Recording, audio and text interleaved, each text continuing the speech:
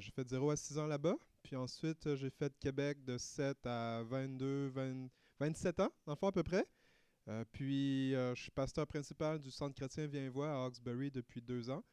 Je suis accrédité comme ministère avec les Assemblées de la Pentecôte du Canada. Puis, quoi d'autre qui serait intéressant à vous dire?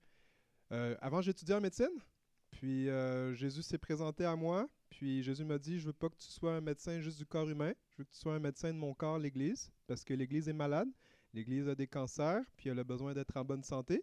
Donc, j'ai appelé mes parents. J'ai dit, mamie, papi, c'est fini la médecine. Jésus m'a parlé. Puis, je m'en allais comme missionnaire en Chine. Puis là, mon pasteur jeunesse capotait, mon pasteur capotait, tout le monde capotait. Puis finalement, j'ai fini ma première partie de médecine, puis j'ai jamais continué, puis je suis allé dans ma formation biblique. Et voilà, 12 ans plus tard, je suis avec vous ici à Disraeli. Donc ce soir, on va parler de la réalité prophétique. Puis, en ayant parlé aussi avec Madame Daniel, euh, je suis au courant également que il y a un appétit, une certaine connaissance déjà, ou même pratique prophétique au sein de l'Église. Puis juste à main levée, juste pour savoir si vous avez déjà reçu une parole prophétique de quelqu'un, si vous levez juste la main, on va juste voir à quoi ça ressemble. Comme une inspiration. Quelqu'un vous dit, hey, j'ai l'impression que le Seigneur dit ça pour toi. All right. Qui a déjà eu un rêve la nuit? Vous dites, vous êtes réveillé, puis je ne parle pas d'un rêve pizza, là. Mais un rêve, il y a quelque chose, il y a des symboliques, il y a... Good, c'est bien. Puis qui a déjà donné une parole prophétique à quelqu'un? Good, all right, super. Donc, la prophétie, c'est quoi? La prophétie, c'est être un porte-parole de qu'est-ce qui est dans le cœur de Dieu pour une personne. Quand on parle de prière, on parle à Dieu. Donc, Dieu me parle, je parle à Dieu. Mais quand ça devient prophétie, c'est quand je répète à quelqu'un qu'est-ce que Dieu m'a dit. En très simple, vraiment, mon but, c'est comment mettre ça super simple pour que vous puissiez réaliser que c'est tellement disponible, comme quand on prie pour des malades pour qu'ils soient guéris, ben, c'est la même chose et tout cela se fait par la foi. Ce n'est pas juste quelque chose qui est rationnel. La Bible va dire que le juste vivra par la foi.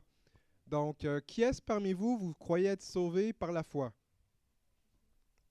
Good. Qui est-ce que vous croyez que vous êtes sauvé par vos œuvres? Good. Qui est-ce qui croit que vous pouvez prophétiser par vos œuvres? Okay. Qui est-ce qui croit qu'il peut prophétiser par la foi? Donc, les dons spirituels s'opèrent par la foi. Quand c'est le temps d'imposer les mains aux malades, c'est par la foi.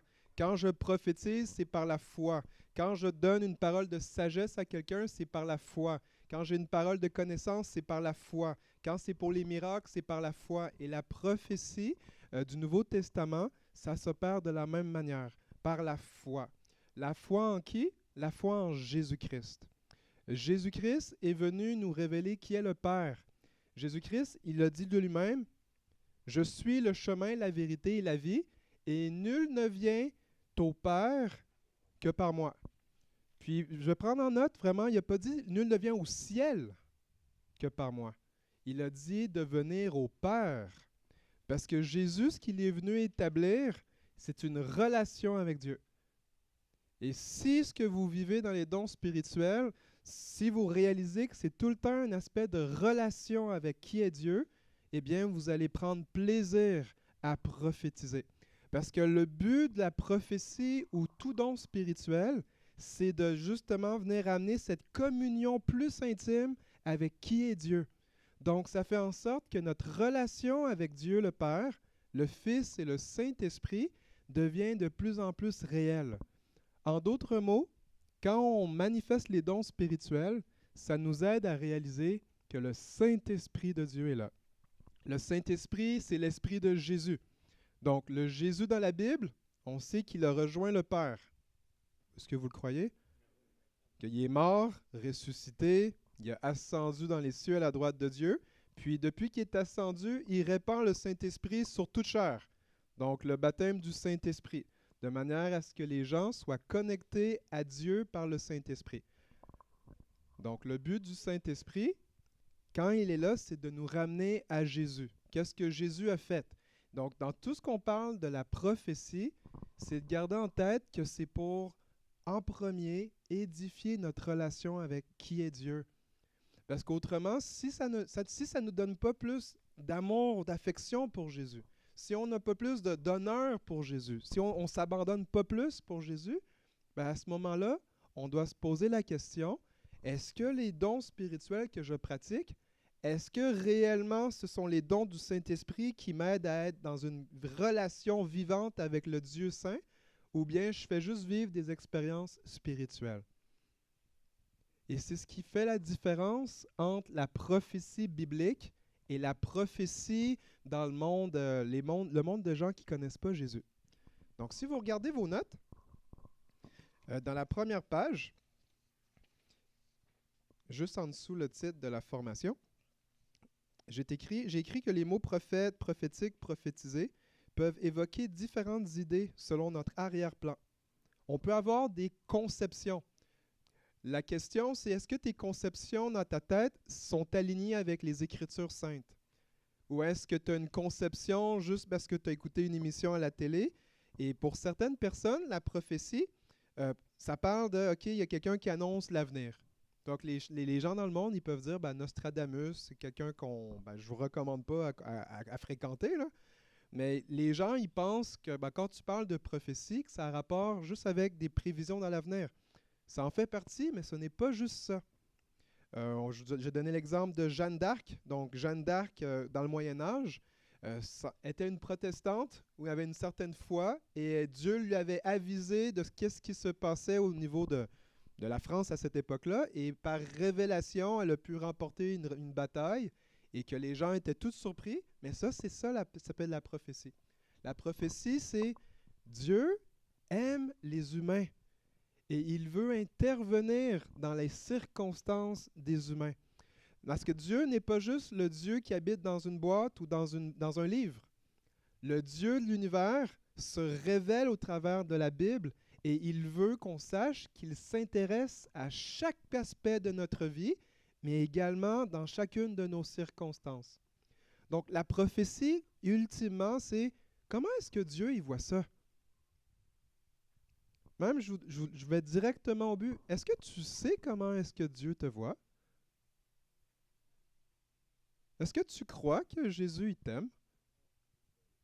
Ça, est-ce que... À le main levée comme ça. Dans le fond, on a 2 heures ensemble. Fait que je me permets d'aller super direct au but. Comme ça, vous allez voir, ça va permettre qu'à la fin, on va pouvoir prophétiser davantage, croire que Jésus nous aime, entendre qu'est-ce qu'il pense de nous, comment est-ce qu'il veut intervenir dans nos vies. Puis même, je vais prophétiser également par la foi, mais également, je vais activer des gens également. Vous allez faire des risques. Dans le fond, vous allez encourager des gens jusqu'à ce qu'ils puissent savoir à quel point Dieu les aime. Est-ce que ça vous convient? OK. Donc, si je vous pose la question, as-tu déjà posé la question à Jésus, comment il te voit? À la main levée, levez la main si vous l'avez déjà posé au moins une fois dans votre vie. Au moins une fois. Okay. Donc, voici la bonne nouvelle. C'est que quand tu poses la question à Jésus, Jésus, comment tu me vois? Ça fait en sorte que tu commences à vivre comment Dieu te voit et non pas comment ton voisin te voit. La vie chrétienne, c'est de vivre devant Dieu, sachant que toute ta vie, tu es supposé être une offrande d'adoration à Dieu. Donc, tout ce que tu dis, c'est supposé rendre gloire à Dieu. Tout ce que tu fais est supposé de rendre gloire à Dieu. Alors, quand tu t'habitues à entendre que le Seigneur, il parle de toi comme étant « Je suis fier de toi, ma fille, je t'aime, mon fils, continue comme ça », et là, tu te fais encourager par Dieu, bien là, tu commences à agir en fonction de ce que le Seigneur dit de toi, et non pas qu'est-ce que l'autre te connaît. Est-ce que ça vous est déjà arrivé, je vous donne un exemple, que vous avez changé votre couleur de cheveux, mais vous l'avez dit à personne? C'est jamais arrivé? OK. Fait que je vais vous donner un exemple personnel. À un moment donné... ouais, ça t'est déjà arrivé? Yes! Tu t'es blond? Ben moi, j'ai déjà fait ça avec mes propres cheveux aussi. Je m'étais mis les cheveux blonds, puis j'étais arrivé comme ça à l'église. Puis c'était flash, là. Il y avait des artistes dans le monde, puis ben ça flashait. Hey. À ce moment-là, j'étais stagiaire à l'église où je suis le pasteur présentement. Et là, j'étais arrivé, puis moi, je trouvais ça super cool. Puis voici ce qui est arrivé. C'est qu'en prière, j'ai vu une image Puis dans cette image-là, j'avais des cheveux comme ça. Puis ben, j'étais comme, ben Seigneur, c'est-tu vraiment toi qui me parles d'avoir des cheveux blonds comme ça? Comme, il faudrait que je parle à ma femme pour voir si elle est contente de ça. De deux, je sais pas qu'est-ce que mon pasteur va penser de ça. De trois, ben, j'ai jamais fait ça. Puis là, ben, j'avais un sens que oui, c'était ce que le Seigneur me demandait. Puis là, je me disais, mais c'est-tu un péché changer mes cheveux de couleur? Est-ce que c'est un péché changer ses couleurs de cheveux? Les cheveux blancs, ils changent. Mais ça, c'est une couronne d'honneur, ça. La Bible dit d'honorer les gens aux cheveux blancs. Anyway, au sujet. Donc là, je devais croire, OK, Seigneur, je m'apprête à faire quelque chose de fou, qui n'est pas péché. Puis ben moi, mon cœur, c'est de te plaire, Seigneur. Seigneur, mon but, c'est de plaire à toi avant de plaire à des humains. Parce que les humains, Seigneur, ils ne sont pas morts à la croix pour moi. Est-ce qu'il y a des humains qui sont morts à la croix pour vous aujourd'hui? Est-ce qu'il y a quelqu'un qui a vraiment donné sa vie pour vous pour que vous puissiez rester en vie? À part les mamans qui ont sacrifié leur corps pour porter des bébés, mais donner sa vie littéralement, là, à l'exemple de Jésus-Christ. Des portions d'eux, mais tout entier, il n'y a personne. Donc, le raisonnement que je vous propose ce soir, c'est si Jésus il a donné sa vie en entier pour toi, il a tout donné, là, puis il l'a fait volontairement par amour pour toi, ben, à ce moment-là, est-ce que ce que Jésus dit de toi compte plus que qu'est-ce que des gens qui ne sont pas morts pour toi, ils disent de toi? La prophétie, ça nous libère de l'opinion des hommes. Et ça nous donne d'être, voici qu'est-ce que Dieu pense de moi. Ça nous affranchit de ce que Jésus disait, que les gens religieux de l'époque, ils cherchaient l'approbation des autres. Tandis que Jésus dit, moi je cherche l'approbation de mon Père. Je cherche la gloire qui vient de mon Père. Je ne cherche pas la gloire qui vient des autres. Je ne cherche pas les applaudissements des autres. Je cherche les applaudissements de Dieu. Et la prophétie, ça vient nous affranchir de la crainte des humains pour craindre seulement Dieu en premier. Est-ce que vous voulez en entendre plus? Qu'est-ce que je vous dis là? Donc, la prophétie, ça vient nous affranchir de qu'est-ce que le monde, où est-ce qu'on a vécu, qu'est-ce que les gens nous ont dit, les étiquettes qu'on a placées sur nous. Qu'est-ce que, même tes circonstances. Admettons, tu as vécu des gros succès, mais les pires échecs. Et que là, ben, ta réputation est entachée. Tu as pris des décisions qui t'ont marqué à vie. Comme si tu avais la lèpre. Et imagine Jésus-Christ qui se présente. Il vient te voir. Puis tout le monde sait qu'est-ce que tu as fait comme problème dans ta vie. Mais Jésus, lui, il commence à te parler d'une manière que personne ne t'a parlé. Parce que Jésus, il voit le trésor que Dieu a placé en toi et qu'il fait juste remonter les pépites d'or et il met l'accent sur ce qu'il a mis en toi. La prophétie, c'est ce que ça fait. Ça vient montrer aux gens qui ils sont vraiment, pas comment les autres les ont expérimentés. Autre exemple cocasse. Je vais vous parler d'un nom fictif, je change le nom des personnes. Mais admettons qu'il y a un monsieur Tremblay.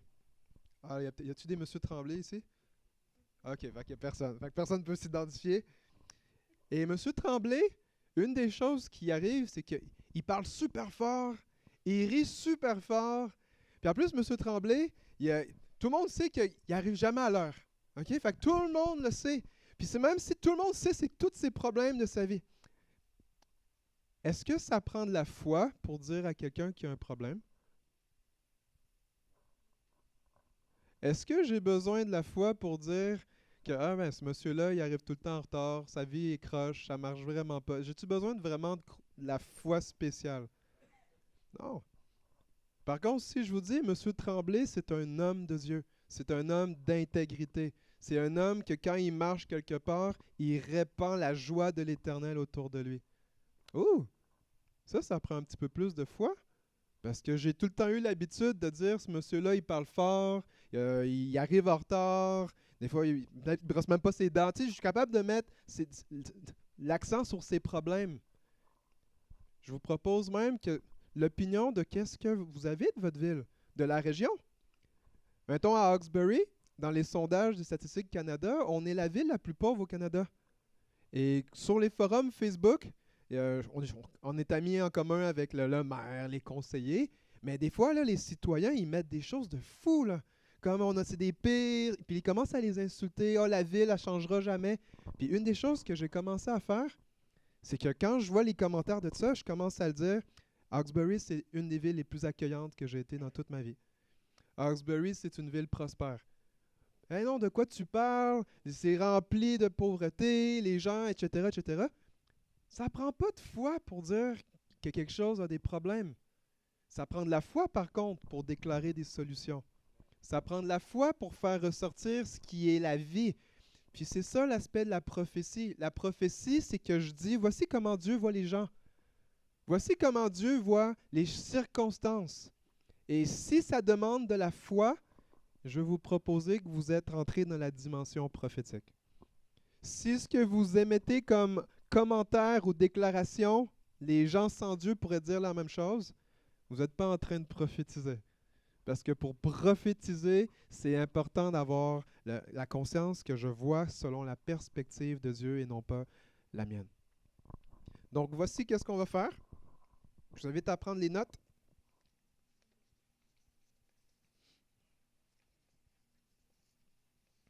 Il y a beaucoup de choses que je vous dis qui ne sont pas dans les notes. Je ne m'attends pas nécessairement à ce que vous retenez toutes. Mais j'ai mis quand même assez de stock pour dire, bon, on a un fondement biblique. J'ai quelques versets. Vous avez déjà un protocole qui est mis en place pour l'exercice du don prophétique. Et j'ai quelques comme phrases qui vont permettre un fondement.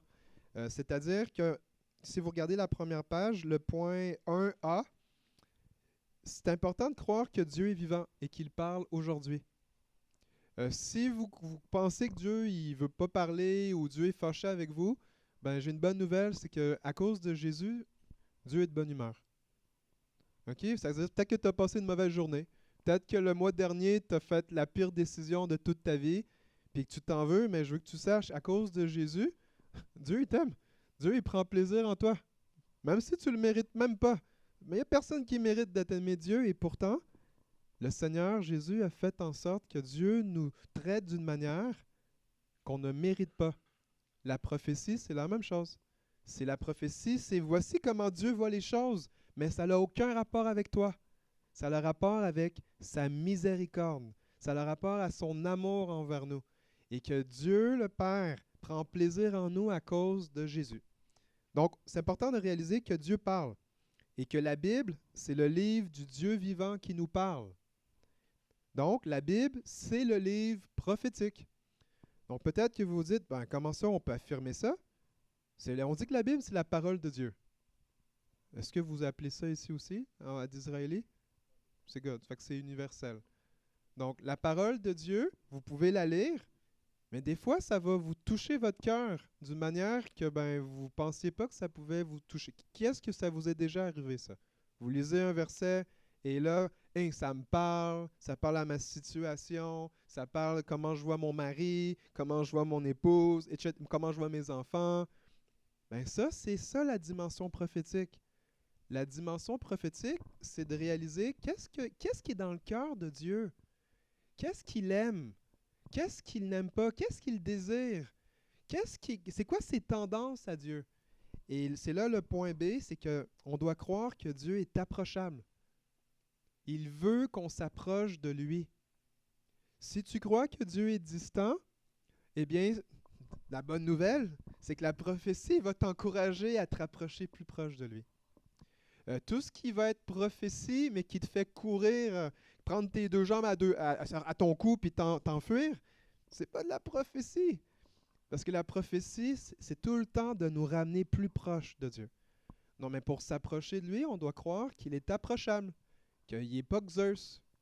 Dieu n'a pas des éclairs dans ses mains pour te les lancer. Ça, c'est la mythologie grecque. C'est les païens qui croient ça. C'est pas la Bible. À cause de Jésus, j'ai mis un verset ici, Hébreux 4,16. C'est écrit « Approchons-nous donc avec confiance du trône de Dieu où règne la grâce. Nous y trouverons la bienveillance et la grâce pour être secourus au bon moment. »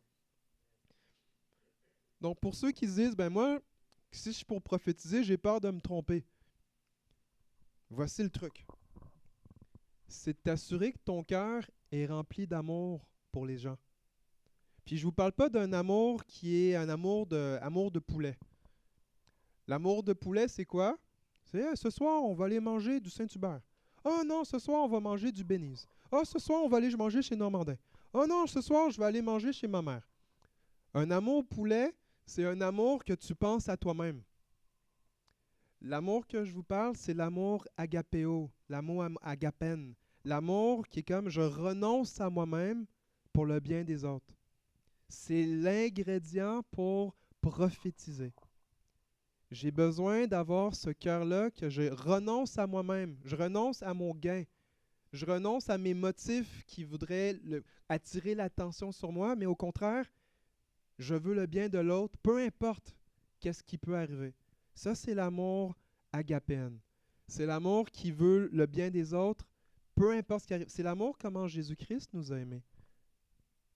Jésus-Christ nous a aimés d'un aspect où est-ce qu'il s'est donné lui-même.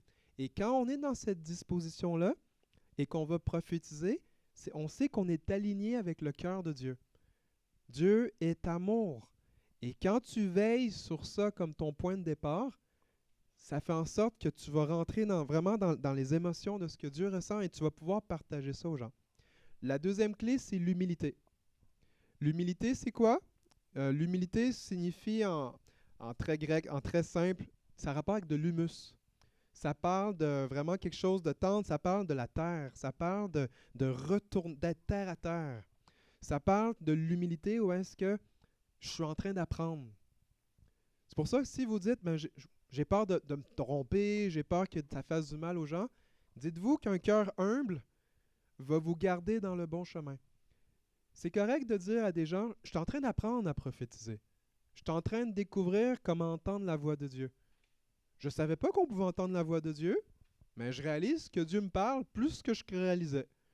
Des fois, les bonnes idées que j'ai, je réalise que ce n'est pas nécessairement les miennes. C'est vraiment parce que le Seigneur, il s'intéresse à moi, à ma famille, à l'Église, il s'intéresse à chacun de nos vies, parce que c'est notre Père, puis il nous aime. Donc ça va vous garder, on va en parler plus, mais amour, agapé et l'humilité, c'est ce qui vont vous permettre d'oser encourager les gens. J'ai une autre question pour vous. Est-ce que vous avez déjà entendu une histoire que quelqu'un est mort de trop d'encouragement? Pas encore, hein? Good. Donc, vous voyez ça comme cela. La prophétie, c'est d'encourager la foi de quelqu'un à poursuivre, à suivre Jésus, à croire dans la destinée que Jésus a pour cette personne, à croire dans ses bons plans de bonheur, de salut, de guérison, de délivrance. Donc, quand tu vas encourager quelqu'un, je t'encourage à trouver des gens qui sont découragés. Quand on montre à l'Église ou aux gens comment guérir des malades, la première chose, c'est trouve des malades. Quand on enseigne pour chasser des démons, il faut trouver des gens qui sont tourmentés. À date, j'ai amené personne avec moi pour ressusciter des morts. À date, je suis encore 0 en 3. Mais si tu veux prier pour ressusciter des morts, il faut que tu trouves des morts. Même, vous savez, c'est pour sauver des âmes. Il faut que tu trouves des âmes perdues. Puis Jésus, voici ce qu'il va dire. Jésus va dire, allez à ses disciples, puis prêchez, repentez-vous, car le royaume des cieux est proche. Puis quand vous êtes rendus là, c'est guérissez les malades, chassez les démons, ressuscitez les morts, purifiez les lépreux, vous avez reçu gratuitement, donné gratuitement, etc., etc. Mais si on veut prophétiser, il faut trouver des gens qui ont besoin d'encouragement. Fait que juste à main levée comme ça, qui a besoin d'encouragement ce soir? Moi, j'en ai besoin aussi. Good. Donc, on va avoir du fun. Moi, j'ai du fun. J'espère que vous avez du fun. On va se pratiquer bientôt. 18h37. Je check mon temps. Donc, point B, Dieu est approchable. Il est un Père bien intentionné et bienfaisant. Tout ce que Dieu fait, c'est bon. Tout ce que Dieu fait est bon. Il ne peut pas faire autrement. C'est qui il est. Il a tout le temps été bon, puis il va tout le temps demeurer bon. Il ne change pas. Et la prophétie, c'est que ça va communiquer la bonté de Dieu pour les personnes. Le point C, c'est que Dieu nous connaît mieux que nous-mêmes. et il s'intéresse à nous et aux autres. Dieu nous connaît mieux que nous-mêmes. Donc la prophétie, ça nous aide personnellement, mais ça aide aussi les gens à mieux savoir qui ils sont. Parce que comment tu vis ta vie va nous parler de comment tu sais ton identité en Jésus-Christ. Donc la prophétie te permet d'être vraiment toi-même. Parce que ça te donne la perspective de Dieu sans toutes les circonstances que tu as vécues dans ta vie et ça te rend libre. Donc Dieu s'intéresse à toi.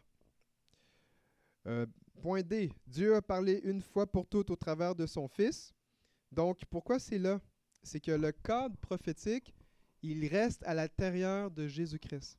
C'est-à-dire que dans Hébreu, ça nous dit que Dieu a envoyé ses prophètes auparavant jusqu'à temps qu'il envoie son Fils unique et que Dieu lui-même parlait directement à son peuple au travers de son Fils, qui est la parole de Dieu. Donc quand on prophétise, c'est de réaliser que je suis supposé vivre dans les mêmes dispositions que Jésus. Ça veut dire que si je suis pour prophétiser, normalement, je suis supposé d'être plein de compassion pour les gens. Si ton cœur est comme avec un petit grudge, une petite irritation, ben Jésus, il prophétisait à partir de ses entrailles de miséricorde, pas à travers des entrailles de vengeance.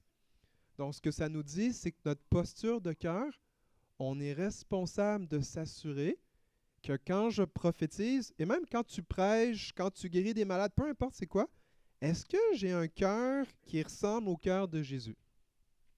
Ça, c'est ce que ça veut dire. C'est si je suis pour prophétiser ou parler de la part du Seigneur Jésus, ben, est-ce que mon cœur, mon attitude représente ce que je trouve en Jésus-Christ? Donc, c'est ce point-là que ça voulait dire. Point E, l'esprit de Jésus est l'esprit prophétique. Ben, c'est assez clair, c'est un verset, là, c'est Apocalypse 19:10. Et là, j'arrive au point que je voulais arriver encore. F, la prophétie fait partie de la vie normale de l'Ecclésia. Donc, Ecclésia, c'est le mot grec pour Église. De l'Ecclésia du Nouveau Testament, car c'est la volonté de Dieu. C'est donc normal dans l'Église aujourd'hui de prophétiser. Dans Actes 2:17, ça veut dire que dans les derniers jours, Dieu dit « Je répandrai de mon esprit sur toute chair, vos fils et vos filles prophétiseront. Vos jeunes gens auront des visions, et vos vieillards auront des songes. » Donc, l'arrivée du Saint-Esprit, c'était déjà écrit, ça fait 2000 ans, même avant, que quand les gens allaient recevoir le Saint-Esprit, eh bien, que les gens allaient prophétiser, avoir des visions, avoir des songes, des rêves. Donc, ça parle de cette dimension prophétique que le Saint-Esprit, automatiquement, nous donne accès à cette réalité-là. Donc, c'est pour ça qu'on doit réaliser que ce n'est pas quelque chose d'abstrait, c'est quelque chose qui est dans le livre depuis même avant que vous soyez nés. Ça fait 2000 ans que le Nouveau Testament il est là. Puis c'est cool, on aurait pu dire, ben, prophétiser, c'est les prophètes d'avant, c'est Moïse, c'est Abraham, c'est Enoch, c'est David, c'est Joël, c'est tous les noms que vous trouvez dans l'Ancien Testament, mais ce qu'on trouve, c'est que ça continue dans le début de l'Église. Parce que la prophétie est connectée à la venue du Saint-Esprit dans les croyants. Un autre passage qu'on peut retrouver, c'est dans Actes 19:6. J'ai enlevé vu que je voulais que ça fitte dans 2 pages, j'ai enlevé ce verset-là. Mais ça parle de l'apôtre Paul qui est arrivé à Éphèse. Puis quand il est arrivé à Éphèse, il a prêché l'Évangile, puis il a trouvé des disciples. Mais ils avaient juste reçu le baptême d'eau, le baptême de Jean-Baptiste. Et là, Paul va leur demander la question. « Êtes-vous baptisés du Saint-Esprit? » Et là, ils vont dire, on ne savait même pas qu'il y avait un Saint-Esprit. Il a fait, OK, ben on va arranger ça. Puis là, ça dit qu'après ça, ils ont été baptisés au nom de Jésus, ils ont reçu le Saint-Esprit et ils ont prophétisé. On va aller lire dans la Bible direct, vu que je veux vous montrer que c'est dans la Bible. Donc, Acte 19. Moi, je lis dans la Louis II, 1979. Mais c'est dans toutes les Bibles. C'est pas une erreur de manuscrit. C'est dans toutes les Bibles. Chapitre 19, verset 6. C'est écrit « Lorsque Paul leur eut imposé les mains, le Saint-Esprit vint sur eux et ils parlaient en langue et prophétisaient. Ils étaient en tout environ 12 hommes.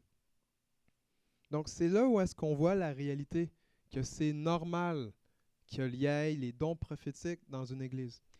La question, c'est, si une église a déjà goûté à ça, est-ce que ça s'est bien utilisé? Voici une réalité qui est malheureuse. C'est que si notre cœur n'est pas animé d'amour ou d'humilité, c'est possible que la prophétie soit utilisée à des gains personnels. Qu'est-ce que je veux dire par là? C'est que si, admettons, j'ai un message à passer à quelqu'un, ben quelqu'un peut prendre la prophétie pour dire, voici qu'est-ce que le Seigneur il dit, puis il dit ça de toi. Et là, au lieu que ça soit, je parle d'un cœur, à partir d'un cœur pur envers quelqu'un, ben les gens, ils parlent au travers de leurs blessures, de leurs offenses, de leur amertume, et au lieu de construire la vie des gens, ça les détruit, ça les brise. Au lieu de les prendre puis qu'ils s'élèvent davantage, ben des fois, les gens, à cause qui est dans leur cœur, ça va venir les écraser. Même, je vais vous dire, des fois, les gens vont prendre la prophétie pour dire « T'es supposé de te marier avec telle personne! » Moi, je connais quelqu'un qui c'était ça, qu'est-ce qui s'est passé, puis heureusement, la personne, elle ne s'est pas mariée avec l'autre personne. Parce qu'elle était bien conseillée. Mais parce que la personne avait comme motif que l'autre soit marié avec l'autre, ça faisait en sorte qu'il pouvait rentrer Dieu dans ça. Mais là, la personne, ben voici, la personne, elle a appris. Tu crois par la foi, mais Dieu veut que tu examines toute parole de Dieu. Donc, c'est là où est-ce que l'on réalise, mais si quelqu'un a prophétisé, ben, je suis obligé de le prendre comme du cash ou je suis juste dépourvu ou c'est comme, OK, j'ai pas le choix. Le gars avec le micro l'a dit, fait que je suis pogné avec ça. Il faut mettre ça devant Dieu. Ça, entièrement. Et c'est là la différence de la prophétie du Nouveau Testament et la prophétie dans l'Ancien Testament. Dans l'Ancien Testament, c'était pas tout le monde qui était rempli du Saint-Esprit. Il y avait les prophètes, il y avait quelques rois et il y avait les prêtres sacrificateurs. Et des fois, il y avait des artisans, des gens qui étaient super doués à construire des choses, qui avaient une portion du Saint-Esprit. Donc, à ce moment-là, c'est quand le prophète faisait le ministère, ben Dieu parlait au travers du prophète. Et c'était le messager, c'était l'intermédiaire. Tandis que dans le Nouveau Testament, tous les croyants, quand ils sont nés de nouveau, ils reçoivent le Saint-Esprit. Ils sont nés de nouveau, le Saint-Esprit de Dieu vient en eux. Donc, voici la différence. C'est si Dieu habite en nous, parce que vous êtes devenus le temple du Saint-Esprit. Donc, Dieu, le Saint-Esprit est Dieu. Est-ce que vous le croyez? Je veux être sûr. Okay. Donc, si le Saint-Esprit habite en nous, ça veut dire que Dieu habite en nous. Les autres religions, il faut que tu ailles quelque part parce que Dieu habite dans un bâtiment. Le Dieu chrétien habite dans ses croyants. Le Dieu de la Bible habite parmi son peuple. C'est pour ça qu'on l'appelle Emmanuel. Dieu avec nous. Donc le Saint-Esprit vient habiter en nous et ça fait en sorte que quand quelqu'un va parler de la part du Seigneur, ben, peu importe son âge, peu importe si c'est un homme ou une femme, peu importe sa situation économique, peu importe son origine, parce que la personne est le temple du Saint-Esprit, ça veut dire que j'ai à écouter qu'est-ce que quelqu'un va dire, sans discriminer qui est cette personne-là. Parce que c'est possible que Dieu va parler au travers de cette personne-là, parce que le Saint-Esprit de Dieu habite en elle. Ça, c'est quelque chose qui est nouveau là, dans le Nouveau Testament. Ça veut dire que vous pouvez tous prophétiser. Et le mécanisme, comment Dieu fait également, c'est que vous pouvez aussi tous discerner qu'est-ce qui est dit. Donc, on peut tous prophétiser, mais également, on peut demander, Seigneur, amène-moi confirmation de qu'est-ce qui est dit. Seigneur, comment est-ce que je suis supposé examiner qu'est-ce qu'ils m'ont partagé? Parce qu'avant, c'est que le prophète parle, that's it. Le prophète l'a dit, that's it. Mais dans le Nouveau Testament, dans l'Église du Nouveau Testament, c'est qu'on peut prophétiser. Et là, maintenant, les croyants, ils ont la responsabilité biblique d'examiner toutes choses. Et c'est là que vous pouvez voir dans vos notes, dans 1 Thessaloniciens 5, versets 19 à 21, « N'éteignez pas l'esprit, ne méprisez pas les prophéties, mais examinez toutes choses. Retenez ce qui est bon, abstenez-vous de toute espèce de mal. » Donc, le Nouveau Testament commence à l'encadre de la prophétie.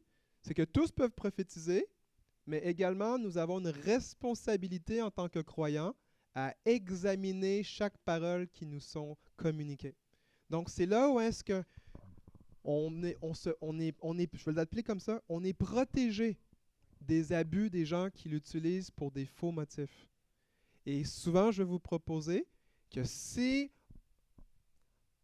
on oublie de le faire, ben, en quelque sorte, la personne qui prophétise, elle prophétise par la foi.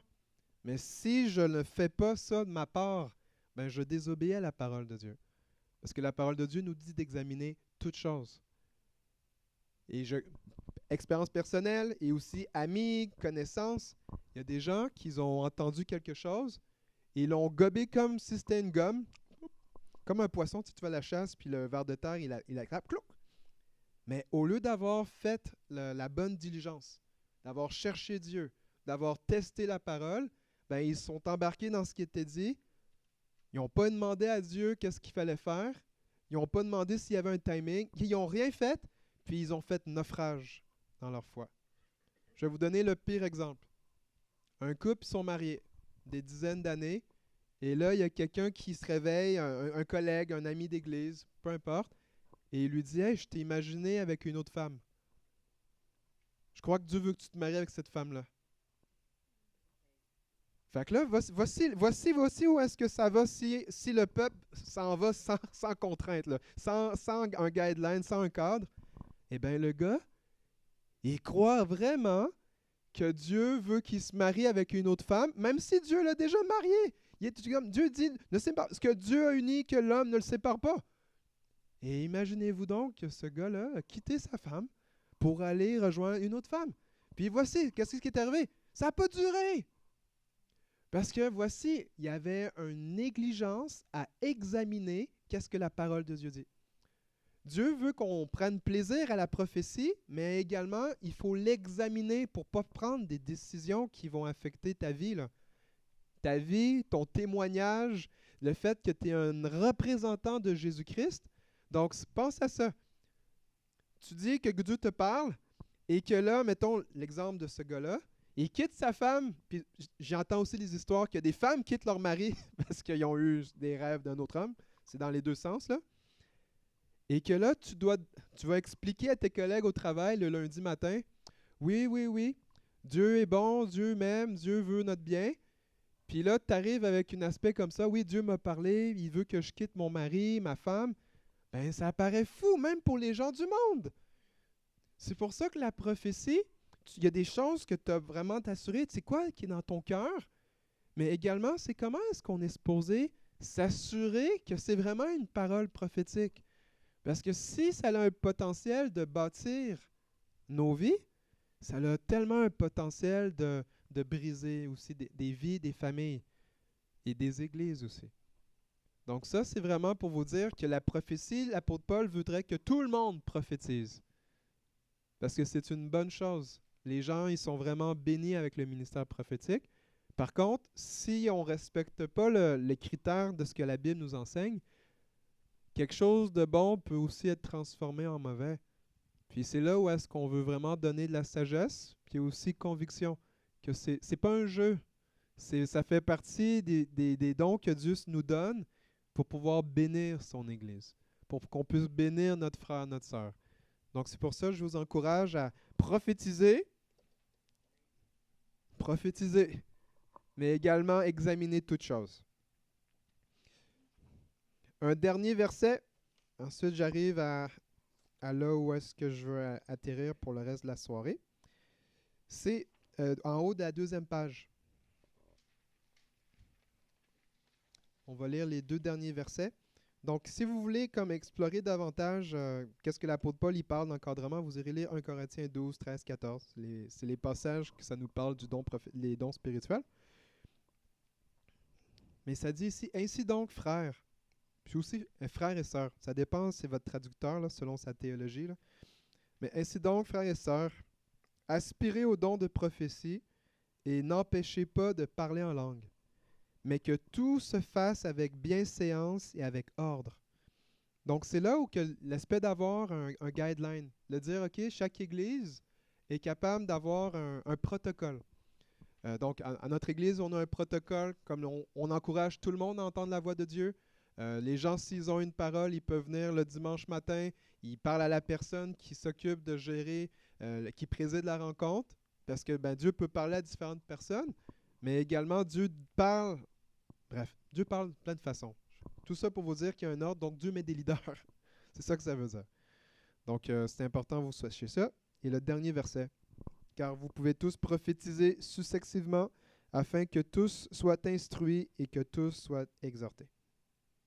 OK. Je crois que j'ai donné ma partie fondation biblique. Je sais que vous en aviez déjà une, puis je bénis Dieu parce que c'est vraiment enrichissant. Le fait que votre cœur est déjà ouvert à cela et que vous faites des pas dans ce sens-là. Parce qu'il y a un principe biblique qui dit, le plus que tu mets ton attention sur quelque chose, le plus que tu vas le retrouver. Donc, si ton cœur, c'est de pouvoir grandir dans la prophétie, en te consacrant à ça, en t'exerçant, la logique, c'est que tu vas le voir plus en plus manifester. Donc, où est-ce qu'on s'en va maintenant? On va au point 2. Mon point de départ.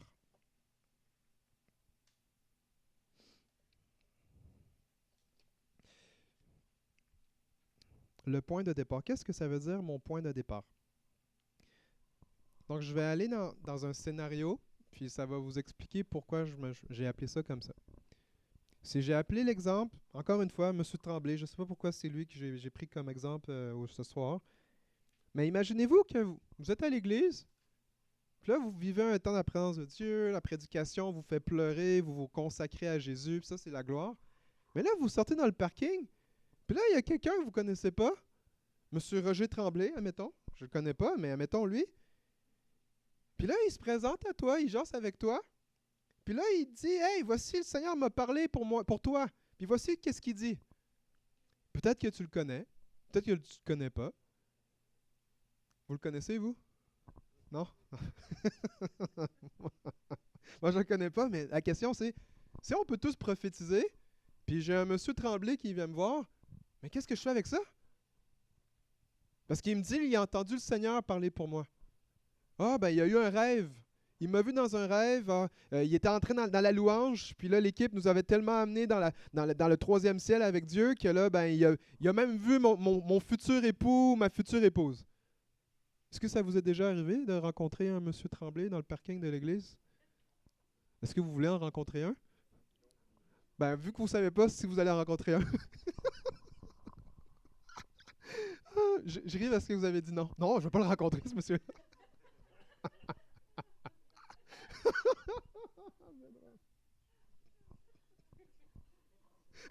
Ils ne veulent pas rencontrer M. Tremblay. Bon. Un autre monsieur. Okay, je vais vous dire un autre exemple. Ça, c'est un exemple réel qui s'est passé à l'église où je suis présentement. C'est qu'il y a une personne qui est devenue veuve. Et là, cette personne-là, elle fréquentait l'église. Et là, à un moment donné, elle est allée magasiner au Dollarama.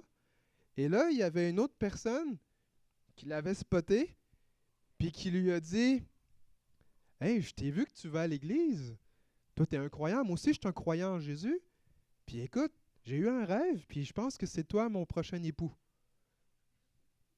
Puis écoutez, c'est une histoire vraie, là. Comme j'ai plein d'histoires, mais c'est ça, je veux juste vous rendre ça comme vraiment réel. Fait que dans le fond, cette personne-là a commencé à fréquenter cette madame-là sans même la connaître. Parce qu'elle lui a dit, « Toi, t'es croyant, moi, je suis croyant, puis j'ai eu un rêve que Dieu m'a dit que c'est toi. » Puis là, plusieurs mois après, ils sont plus ensemble. Okay? Fait que ça, c'est juste pour vous dire que, qu'est-ce que je fais si, admettons, je donne un exemple. Tu viens de perdre ta job, ou tu viens d'avoir une rupture relationnelle. Tu t'es pas marié, mais tu avais une relation de cœur. Et là, quelqu'un se pointe. qui dit « Hey, Dieu m'a parlé pour toi, puis là, voici. » Puis là, tu as comme vraiment un besoin. Tu comme, j'ai besoin d'être consolé, comme ça n'a pas fonctionné, etc. Qu'est-ce que je fais? Ben, c'est dans ce but-là de savoir, tous peuvent prophétiser, mais qu'est-ce que moi je fais avec ça? Donc, le but, c'est de vous donner des outils. Comment filtrer une parole prophétique? Comment vous faites le tri? Comme ça, vous pouvez être attentif à ce que la personne va vous dire, mais en même temps, vous avez une oreille attentive à Dieu. Seigneur, c'est toi qui parles. Est-ce que c'est toi la source de qu'est-ce que la personne dit? Est-ce que je te reconnais? Donc, c'est ça qu'on va regarder pour le prochain segment. Puis ensuite de ça, ça va pouvoir vous donner des outils pour appliquer cela par la suite. Est-ce que c'est bon avec vous? Ouais, est-ce que c'est pertinent pour vous ce soir, ça, ce bout-là, entre autres? Donc, je vous invite à aller au point 3. J'ai écrit que ça s'appelle le filet prophétique RIA. RIA, c'est plus ça, là. RIA. Donc, R pour révélation, I pour interprétation, A pour application. On va commencer avec le R. R veut dire révélation. Donc, révélation, ça peut être j'ai eu un rêve. Révélation, c'est hey, j'ai vu une photo. Quand je m'en vais au Walmart puis qu'on est en train de faire une chasse au trésor, là, dans le fond, on dit aux gens écoute, j'ai eu une. C'est comme ça que je prophétise des fois. Écoute, j'ai vu une photo de toi. Parce que quand je dis à des païens que j'ai une vision, des fois, ils ne comprennent pas. Tu as une vision, ça veut dire quoi, tu vision? Fait que tu parles dans les langages que les gens comprennent. Fait que quelqu'un va t'arriver, hey, j'ai vu une photo de toi. Ah oui! Et là, tu commences à parler comme ça. Fait que révélation, c'est tout ce qui pourrait venir de Dieu. Comme on pourrait changer le mot révélation par inspiration, mais ça changerait les lettres, ça ferait I-A-A, ya, mais au lieu de ria. Ça fait que c'est mieux mettre révélation. Okay? Donc, révélation, ça, ça peut être un rêve, une vision, un songe, j'ai eu une pensée, j'ai eu un verset à cœur. Le but, c'est quelqu'un a une révélation. Donc, toi-même, Dieu te parle et tu as une révélation. Donc, mon but, c'est quelle est la source de ce message? Est-ce que ça provient de Dieu? Est-ce que ça vient de la chair? Est-ce que ça vient de ma chair? Est-ce que ça vient de la chair de l'autre? Ou est-ce que ça vient du diable? Ah ouais, il y a un diable qui existe. Ben oui! Pour ça, des fois, on fait des choses que Dieu ne veut pas. Donc, juste vous faire réaliser que si Dieu éternel peut nous parler, puis que toi-même, tu peux te parler toi-même, il y a d'autres gens aussi qui peuvent te parler. Et là, le but de ça, c'est de dire, OK, c'est possible que la source, je sois vraiment attentif. Puis vraiment, je vais vous encourager. 80% de la job se passe là, à cette étape-là du tri. C'est quoi la source de qu'est-ce qui m'est dit? Donc, le genre de questions qu'on se pose, c'est en premier, c'est compris. Père, est-ce bien toi? Parce qu'on se souvient, Dieu veut qu'on ait une relation avec. C'est tout le temps, peu importe, minimisez pas ça. Dieu, là, le plus on est attentif à lui, il est comme l'objet de notre affection.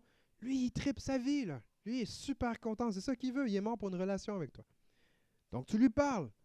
Père, est-ce que c'est toi qui me parles? Est-ce que c'est biblique? Donc, biblique, c'est, est-ce qu'il y a des choses dans la Bible qui ressemblent à ce que la personne me dit? Je ne vous dis pas de savoir la référence par cœur, là.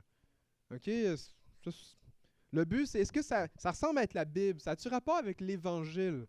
Est-ce que je retrouve ça dans la personne de Jésus-Christ? Fait que, mettons, je donne un exemple. Quelqu'un qui m'a... Voici moi ce qui m'est arrivé. Donc, été 2014, j'ai eu une rupture de couple. Je fréquentais une fille parce que je voulais me marier. Puis là, j'étais en peine d'amour. Et là, mon père, le matin, il prie. Il sort de sa chambre de prière et là, il me dit, mon fils, le Seigneur m'a parlé pour toi. Je dis, ah oui!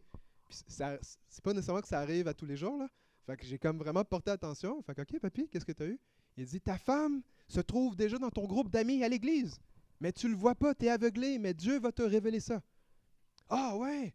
Fait que là, vu que, voici, je sais que c'est pas dans l'habitude de mon père de sortir d'un temps de prière puis me dire que Dieu lui a parlé pour moi. Donc, je suis plus attentif. OK. Deuxièmement, ça se peut, oui, je suis en peine d'amour, mais en même temps, c'est même pas un truc que je parle avec mon père. Fait que c'est comme s'il y a des choses que c'est comme, OK, ça se peut que Dieu lui a parlé. Mais après ça, la question, est-ce que c'est biblique? Et là, j'ai commencé à regarder dans la Bible. Ben, c'est-tu biblique des fois que Dieu va parler à un homme ou une femme concernant son époux ou son épouse? Ben oui! Mettons, je me souviens d'une histoire. Abraham, il a envoyé son serviteur quelque part. Et il a dit, Seigneur, si c'est vraiment ma femme, donne-moi le signe, la femme pour mon maître. Puis il a rencontré Rebecca. Tadam! Ça, c'est un exemple. Ou un autre exemple, c'est l'épouse de Christ se prépare pour son mari, Jésus-Christ. Ah, ouais! Donc là, j'ai commencé à voir, OK, ce que mon père me dit. Dieu, il semble parler de ça dans la Bible. Et là, voici comment on trierait ça après. Est-ce que ça glorifie Dieu? Est-ce que ça plaît à Dieu, ce qui m'a été donné? Ah, ben voici, ça fait des mois que je priais cette année-là, parce que l'hiver en 2014, il faisait fret. Puis moi, j'avais fait des saisons de jeûne tellement intenses que le gras qui est supposé rester, il est parti. Fait que moi, j'ai fret super facilement, là. Puis moi, j'ai grandi sur la Côte-Nord, là. Côte-Nord, c'est plus fret qu'à d'Israéli, là. C'est en face de l'île d'Anticosti, on est l'ouverture du fleuve. C'était comme, il faisait fret, mais tu sais, moi, j'étais prêt pour ça.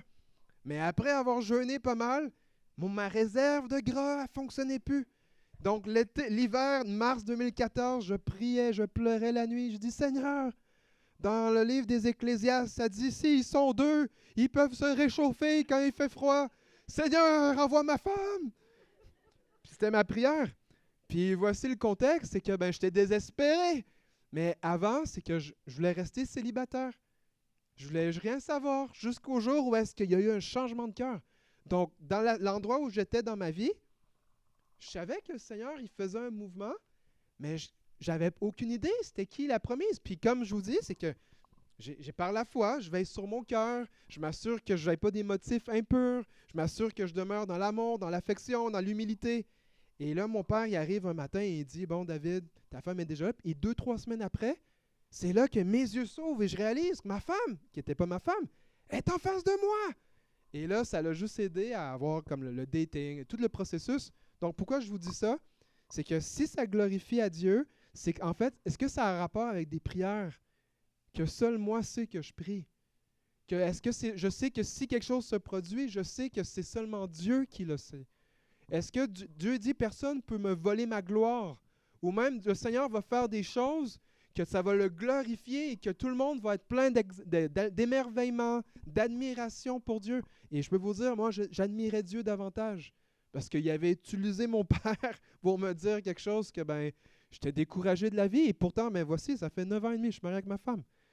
Donc, c'est pour vous dire, l'aspect de la prophétie, c'est que c'est venu mettre un baume, c'est venu encourager que le fait que le Seigneur me voit, le Seigneur me connaît. Je ne suis pas tout seul dans ma situation. Et le Seigneur est concerné par ce que je vis. Donc, c'est ce que ça va produire. Donc, une autre question, est-ce que ça honore le Seigneur? Est-ce que je discerne l'amour de Dieu?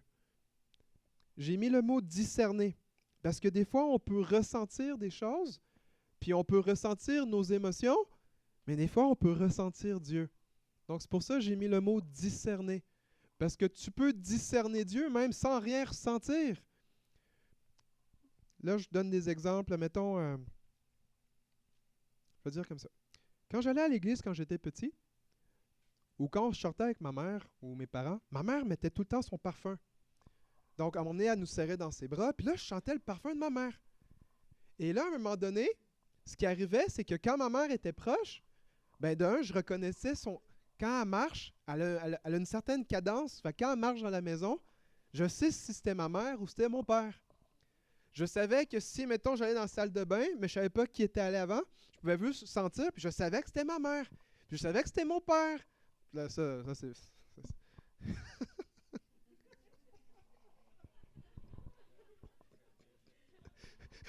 C'est les images, mais c'est le plus que tu connais quelqu'un, le plus que tu le reconnais. C'est la même chose avec Dieu. Le plus que tu passes du temps avec, le plus que tu sais que c'est lui, sans même qu'il ait dit un mot. C'est ça qui est spécial avec le Seigneur, c'est que le plus que tu passes du temps avec lui, que tu réalises comment il parle, comment il se comporte, c'est comme si tu le sais que c'est lui, sans même ressentir quelque chose. C'est ça que je veux dire. Est-ce que je discerne Dieu? Est-ce que je reconnais que c'est son parfum? Est-ce que je reconnais que c'est... Ah, je sais que c'est lui. Ça, c'est discerner. Et le plus qu'on passe du temps à découvrir comment il est, c'est là où est-ce que quand quelqu'un vient nous parler de la part de Dieu, je peux réaliser rapidement, hey, c'est le Seigneur qui me parle. Ensuite, le test, c'est est-ce que cela contribue à répandre l'Évangile et faire des disciples de Christ? Donc, c'est quoi le rapport? C'est est-ce que ça contribue à pourquoi Jésus est venu sur la terre? Donc là, vous me dites, ben là, on parle de Marie, épouse. Ben, voici une des choses. La décision la plus importante qu'un humain peut faire, c'est de suivre Jésus-Christ. C'est de renoncer à soi-même, porter ta croix, t'oublier, tu te renies à tous les jours, et là, dans le fond, tu vis comme un mort ressuscité. C'est comme, je suis mort à ce monde, mais je suis vivant à Jésus. Ça, c'est la décision la plus importante que tu peux faire dans ta vie. La deuxième, c'est avec qui tu te maries. Donc là, si on parle de mariage, encore une fois, c'est dire, ben, si Dieu, il y a une raison pourquoi il m'a créé, ben, quand je vais me marier, c'est normal que Dieu va me joindre à quelqu'un où est-ce que nos propos divins sont alignés ensemble. Parce que si je vous donne un exemple, Dieu me dit, Dieu veut que tu ailles à Hollywood pour amener les acteurs hollywoodiens au salut de Jésus-Christ, mais que l'autre, lui, c'est, moi, Dieu m'appelle au Mozambique pour pouvoir aller aider les gens dans la savane, ben, ça va être difficile d'avoir une relation conjugale. Parce que si nos deux choses que Dieu nous appelle, ils ne sont pas alignés ensemble, ben ça va être difficile de suivre Dieu dans qu'est-ce que Dieu nous demande à chacun. Donc, c'est pour ça que l'aspect prophétique, c'est est-ce que ma vie ou qu'est-ce qui m'est dit, ça me fait avancer dans les œuvres que Dieu a préparées d'avance pour moi. Parce que Dieu a préparé des œuvres d'avance pour chacun d'entre nous. Donc, quand tu reçois la prophétie, est-ce que ça contribue à ce que Dieu a préparé d'avance pour toi? Donc ça, c'est aussi un aspect comment tu parles. Puis là, on parle vraiment parole prophétique personnelle. On utilise la même chose dans nos temps privés avec Dieu dans le lieu secret, mais également quand on parle, OK, Dieu, il envoie une parole prophétique pour une église, pour une région, ça fonctionne dans la même chose. C'est juste l'impact d'une parole va juste changer. Au lieu d'affecter une personne, ou 3-4 personnes, ou une famille, une église ou une région, le but, c'est que vous pouvez passer chaque parole prophétique au travers de ça. Est-ce que ça l'édifie, bâtit, construit la foi, encourage la foi? 3 autres dernières questions. Est-ce que cela me fait me rapprocher de Dieu ou ça m'éloigne de Dieu? Ça vous aide à trier. Ce que on vient de me partager là. Monsieur Tremblay, Roger, là, je ne l'ai jamais vu, mais là, il me dit quelque chose. J'ai envie de me pousser. J'ai pas envie de rester à l'église. En fait, moi, je parle plus à Dieu jamais, là. Ou est-ce que c'est, wow, je veux me rapprocher plus de lui? Ça, c'est un des aspects que tu veux vérifier. Est-ce que ça va m'attirer plus près de lui ou ça va m'éloigner de lui? Est-ce que ça va me faire dépendre plus de Dieu ou plus de moi-même? Parce qu'on se souvient, une parole prophétique, c'est la foi. Un des exemples qu'on aime dans les Écritures, c'est Gédéon. Qui se souvient de Gédéon? Qui ne se souvient pas de Gédéon? Donc, pour ceux qui ne se souviennent pas de Gédéon, Dieu l'a utilisé pour délivrer le peuple d'Israël dans une époque où est-ce qu'il n'y avait pas de roi encore.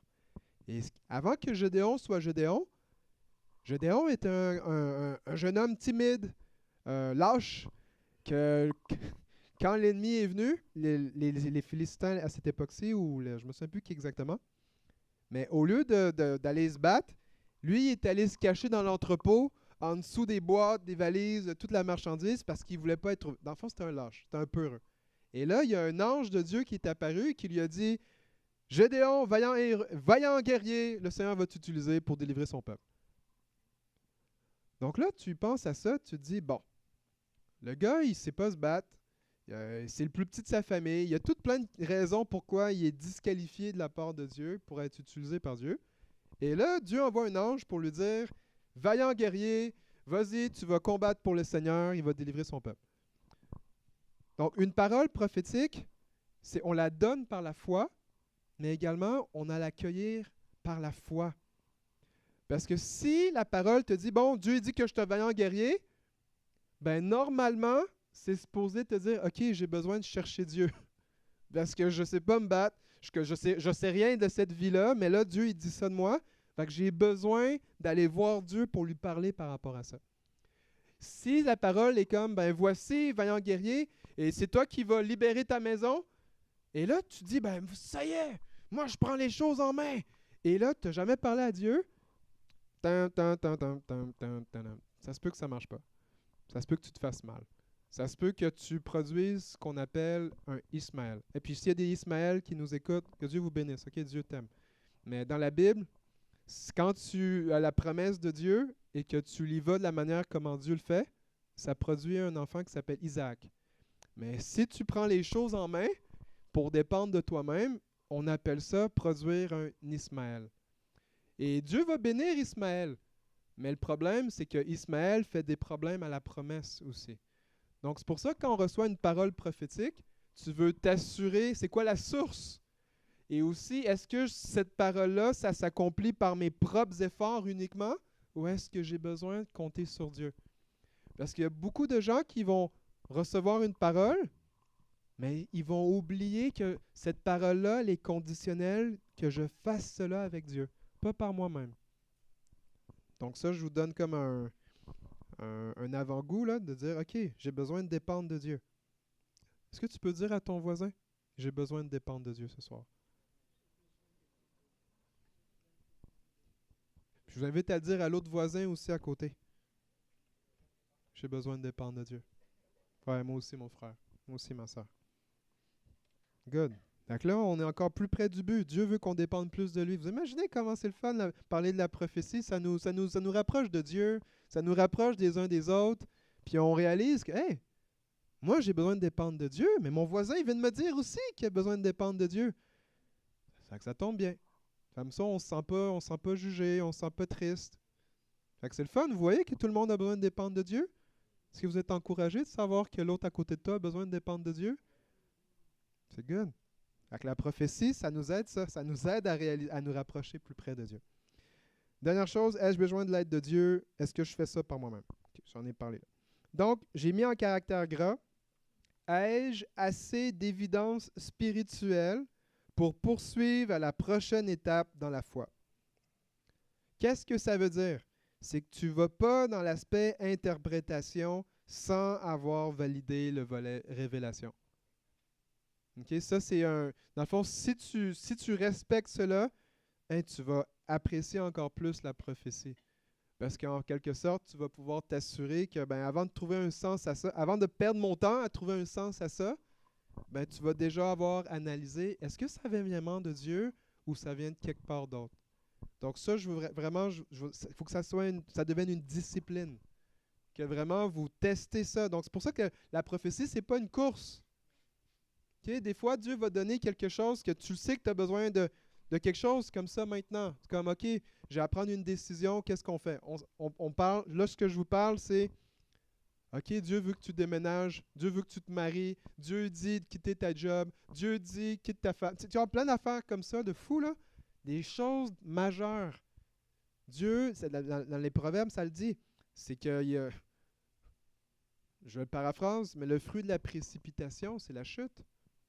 Donc, c'est pour ça que quand tu t'assures de la source, bien, tu sais que si j'ai environ, je vous dis un exemple, 60 à 80% d'évidence, comme mettons, on répond à ces questions-là, je crois que c'est Dieu, parce que tu ne peux jamais être sûr à 100%.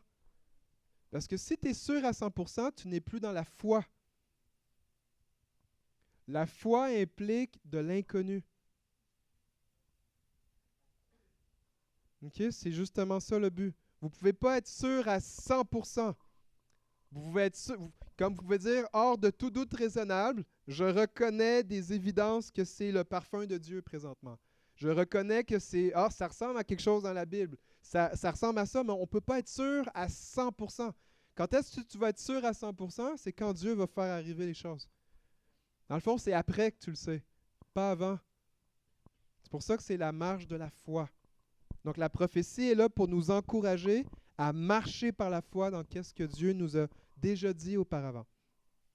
Donc quand j'ai assez d'évidence spirituelle pour poursuivre, c'est là que j'arrive à le volet interprétation. Ça veut dire qu'est-ce que ça signifie. Donc vous voyez, c'est super simple, il n'y a pas beaucoup de questions là, mais c'est vraiment ça. Qu'est-ce que ça veut dire? Et encore une fois, c'est l'occasion de dire, OK Seigneur, qu'est-ce que ça veut dire? Tu n'arrives pas toi-même avec l'interprétation. Tu as besoin de valider, Seigneur, qu'est-ce que tu es en train de me dire? Parce que si tu arrives avec ton propre raisonnement, mais tu vas contre le Proverbe chapitre 3-4 qui dit « Ne t'appuie pas sur ta propre intelligence, mais mets toute ta confiance dans le Seigneur. » Donc c'est là où est-ce que même ta manière d'analyser, tu as besoin de t'assurer, Seigneur, qu'est-ce que ça veut dire? Guide-moi dans la compréhension de ce que ça signifie. Donc ça parle encore, OK, j'ai à dépendre de Dieu encore pour savoir quoi faire. Et le dernier volet, l'application, c'est qu'est-ce que je fais avec cela?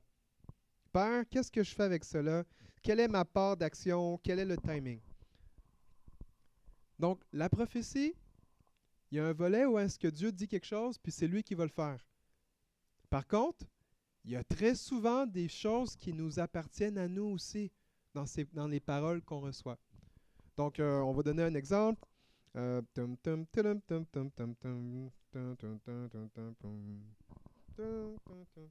Ça, c'est ma manière de faire mon... Je réfléchis en même temps, là. Admettons, Roger arrive. Merci de m'avoir ramené à mon Roger Tremblay. Puis là, Roger me dit, ça y est, demain, le Seigneur va te donner une nouvelle job. Et là, tu peux dire bye-bye à ton patron parce que demain, tu vas avoir ta promotion. Ailleurs. OK! Donc là, tu vas passer ça au travers de la révélation. C'est-tu biblique, ça, changer de job? Ah oui, ça l'arrive. Est-ce que ça glorifie Dieu? Ben, ça dépend, parce que si je pars comme ça, puis demain, je respecte pas mon engagement, ça se peut que, je suis pas fidèle, là, je suis infidèle. Ça se peut... Donc là, tu fais le tri. Est-ce que ça me rapproche de Dieu? Bref. Et là, tu arrives, l'interprétation, qu'est-ce que ça signifie? Seigneur, es-tu vraiment en train de me dire de changer de job? Es-tu en train vraiment de me dire qu'il faut que je change d'endroit? Est-ce que c'est vraiment la job ou ça peut être un ministère? Ça peut être une activité? Ça peut être une implication? Donc là, tu as besoin de poser des questions parce que si la personne te dit Dieu va faire un changement dans ta vie de job, ben là, c'est peut-être une job, avant tu plaçais les chaises, maintenant tu t'occupes du son. Tu sais, ça peut être tellement vague. C'est pour ça qu'on a besoin de demander au Seigneur, qu'est-ce que ça veut dire? Puis admettons qu'on sait ce que ça veut dire, c'est qu'est-ce que je fais avec ça? Ben, la première chose que tu sais, si Dieu, tu vas me donner une job, il va falloir que tu me donnes plus de confirmation. Parce que là, dans le fond, ma femme, mes enfants, ma famille, l'Église, tout le monde dépend de moi dans ce que je fais. Fait que si j'arrête ce que je fais comme ça, ben je veux être un bon intendant de qu'est-ce que tu m'as donné. Donc là, à ce moment-là, je vais chercher Dieu. Puis est-ce que demain, je vais quitter ma job parce que Roger Tremblay m'a dit ça? Non! Même si c'est Roger Tremblay. Vous quittez pas votre job. Dans le fond, là où est-ce que vous devez vous assurer, c'est est-ce qu'il y a des gens autour de moi qui sont matures et qui entendent quand même la voix de Dieu? Ils ont une intimité avec Dieu, ils savent reconnaître Dieu, ils ont un discernement. Donc, quand vous recevez une parole qui va affecter votre vie, si je ne vous parle pas, ben voici comment le Seigneur il aimerait que tu portes plus de vêtements colorés. Je ne parle pas de ça. Mais je parle des choses qui impliquent des grosses décisions dans vos vies. C'est d'impliquer les gens autour de vous. Peux-tu prier avec moi? Peux-tu, ce que j'ai reçu, peux-tu chercher Dieu là-dessus? Peux-tu m'aider à discerner qu'est-ce que le Seigneur il veut? Ah, le Seigneur il voudrait que je change de job. Peux-tu m'aider à discerner le timing? Parce qu'en ce moment, je suis frustré avec mon patron, je suis tanné, nanana, nanana. Ben, est-ce que c'est juste je veux m'échapper de là ou est-ce que Dieu est en train de travailler mon cœur pour que je puisse être guéri, purifié, sanctifié pour la prochaine étape? C'est pour ça c'est important les paroles prophétiques. Si vous avez Roger Tremblay qui vous apparaît, parlez-en aux gens autour de vous. Je ne vous dis pas d'en parler à tout le monde de l'Église, mais à 2-3 personnes. Des gens qui sont fiables, ils ont un historique, qu'ils entendent la voix de Dieu. Puis aussi, troisième chose, que vous savez qu'ils vous aiment. Qui croient dans qu'est-ce que Dieu dit de vous, qui croient dans l'appel de Dieu, dans la volonté de Dieu pour votre vie. Comme ça fait en sorte que votre cœur va être ouvert à entendre « Hey, écoute, mon ami, je pense que oui, Dieu il te parle, mais c'est pas pour tout de suite. » Parce que quand ton cœur est bien humble, puis je veux vraiment entendre qu'est-ce que Dieu dit, donc je suis dans une soumission, ben ça va permettre que tu gardes une bonne attitude aussi. Parce que si, admettons, c'est comme moi, j'ai hâte que Dieu me libère de ma job, puis tu es frustré, puis là, M. Roger Tremblay, que tu n'as jamais vu, il te dit le désir de ton cœur, c'est possible que, oui, Dieu te parle, mais que tu l'interprètes mal. Parce que tu l'interprètes selon que tu veux soulager ta frustration versus que Dieu fait concourir toute chose au bien de ceux qui l'aiment.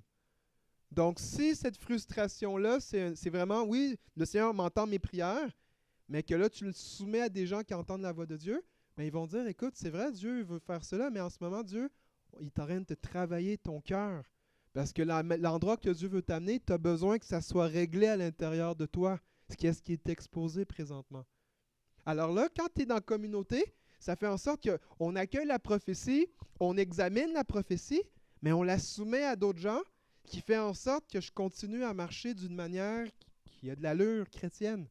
Pas dans le désordre, pas dans la confusion, mais juste avec une anticipation. Mais que Dieu entend mes prières, il me voit et il va répondre à ce que j'ai besoin. Donc, je vous ai résumé révélation, interprétation, application. Et là, point 4, c'est que quand on parle que la parole a besoin d'être testée, c'est que vous soyez attentifs. Ça ne fait pas tout le temps, mais souvent, c'est qu'il y a des circonstances contraires à cette parole-là qui vont se présenter à toi. C'est comme, par exemple, Dieu va te donner une promotion, puis là, cette semaine à la job, on vient de slacker la moitié du monde, on vient de te slacker. Comme pense à ça. Puis là, Dieu, il dit, je t'ai donné une promotion, puis tu as passé les tests. Donc là, il y a des circonstances qui vont venir tester la parole que Dieu a donnée. Parce qu'en fait, Dieu, il connaît tellement ta vie qu'il va te donner des choses à l'avance pour que quand tu arrives dans cela, il va te donner ce qu'on appelle une parole réma, une arme spirituelle pour garder la foi. Parce que quand tu reçois une parole prophétique, c'est pas juste que je la mets dans ma poche. That's it. J'ai la parole prophétique dans ma poche. Non, la parole prophétique est là pour combattre le bon combat de la foi. Paul va dire à Timothée, quand on a imposé tes mains, on a imposé les mains sur toi, eh bien, tu as reçu des prophéties. Combat le bon combat de la foi à partir de ces paroles-là. Donc, quand il arrive des circonstances opposées, c'est aussi une bonne indication que qu'est-ce que tu avais reçu, c'était Dieu. Parce que le but de Dieu, c'est que tu développes la persévérance. Est-ce que tu continues à croire que Dieu t'entend? Est-ce que tu continues à croire qu'il est fidèle? Est-ce que tu continues à croire qu'il est bon? Est-ce que tu continues à croire que ainsi le Seigneur me l'a dit, je le crois, je vais garder la foi, peu importe ce qui arrive. Et ça, Dieu veut utiliser la prophétie pour que notre foi puisse devenir plus forte.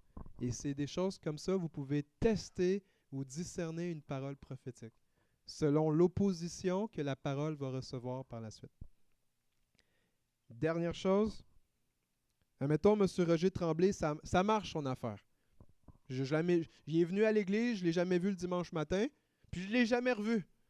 Mais j'ai gardé ce qu'il a dit, je l'ai fait le processus, puis ça passe. Je suis comme, OK, qu'est-ce que je fais avec ça? Vous l'écrivez. Puis normalement, vous enregistrez ça, parce que vous voulez être capable d'être un bon intendant de qu'est-ce que le Seigneur vous communique. Donc, mettons, moi personnellement, dans mon Google Drive, j'ai une trentaine de paroles prophétiques que depuis mes premières que j'ai reçues, on m'avait appris, t'enregistres qu'est-ce qu'ils disent. Ou sinon, si c'est enregistré, je peux savoir l'enregistrement. Parce que ça me permet de me souvenir de qu'est-ce que Dieu a dit sur moi. Comme il y a une expression qui dit que les paroles s'envolent, que les écrits restent, mais les paroles s'envolent. Puis, j'ai une bonne mémoire. Oui, mais la mémoire, elle a ses effets. C'est pour ça que Dieu nous a donné une Bible écrite, parce qu'au cas où qu'on oublie quelque chose, c'était écrit. C'est la même chose. Écrivez-les, réécoutez-les. Même, trouvez des versets bibliques qui vont venir appuyer qu'est-ce qui est dit. Donc ça, c'est super important. Je vais vous donner un exemple après. Priez les paroles. Seigneur, tu as dit ça. Je le crois encore. J'ai hâte que ça s'en vienne. Seigneur, donne-moi ta stratégie. Qu'est-ce que je suis supposé faire dans ça? Seigneur, tu as dit que j'allais avoir une promotion, mais y a-t-il autre chose que je suis supposé faire? Donc ça, c'est des choses qu'il faut demander. Faire des petits pas. Donc si, admettons, vous recevez comme parole d'encouragement, Dieu te voit comme un petit lion, mais il te voit comme Simba. Et que là, tu vas devenir un lion qui va diriger un groupe de gens, mettons une église. Ben là, tu dis, bon, je fais le test de ce que ça veut dire de Dieu. OK, je reconnais Dieu dans ça. Ça goûte Dieu. Ça me fait sortir de ma zone de confort. Je sais que par moi-même, je ne me vois pas comme ça. Mais si Dieu le dit, puis ça fit avec le RIA, ça veut dire que Seigneur, tu veux faire quelque chose. Qu'est-ce que je ferais? Ben, après avoir prié, j'irai trouver un livre. Un livre de leadership. Je vais aller lire un livre de leadership. Ou B, je vais aller parler aux leaders qui sont dans ma vie. Je vais leur dire, hey, je pense que Dieu m'appelle à être un leader. Comment toi, tu as commencé à être un leader?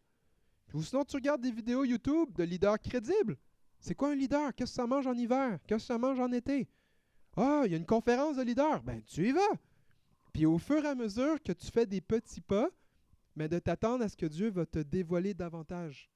Qu'est-ce qu'il veut faire avec cette parole-là? Donc ça parle également de la foi.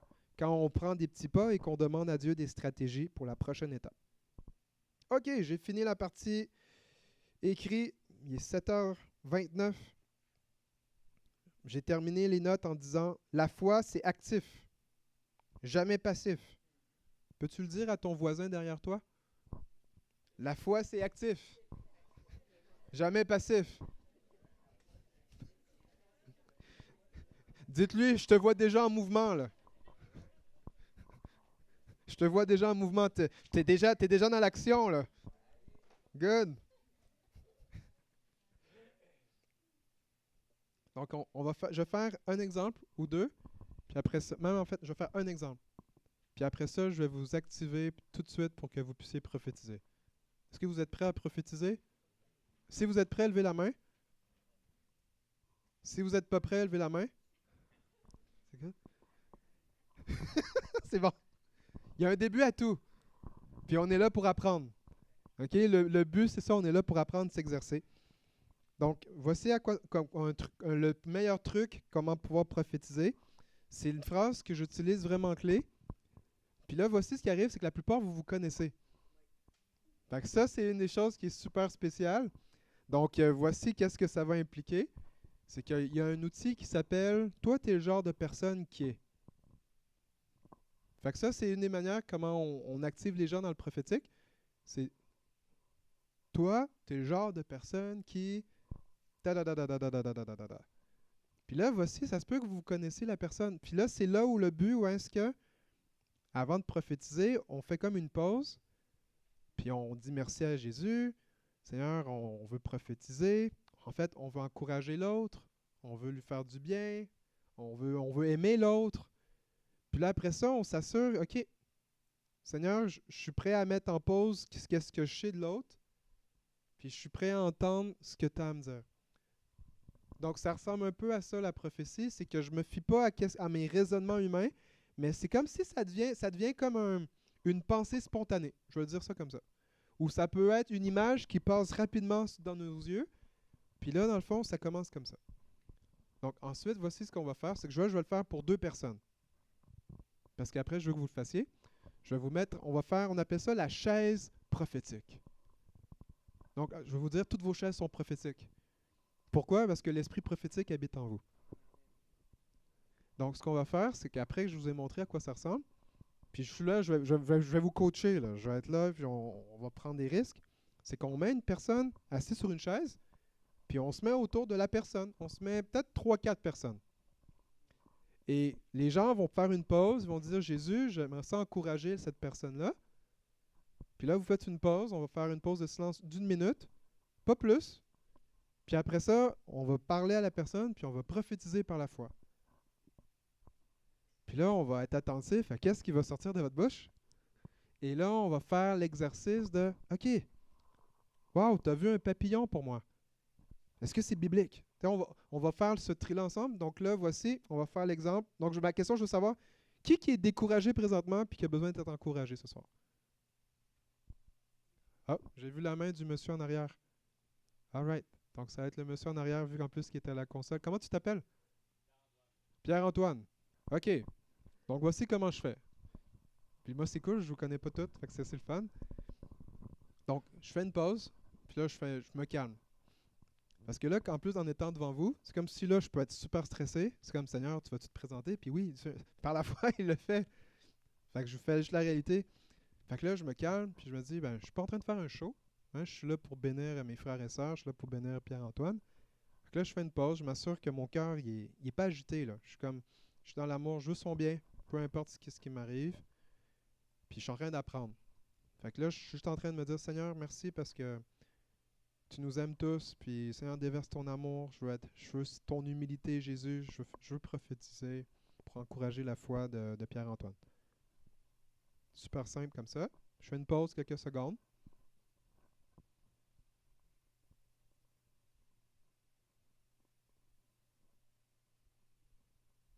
Puis après ça, je regarde la personne.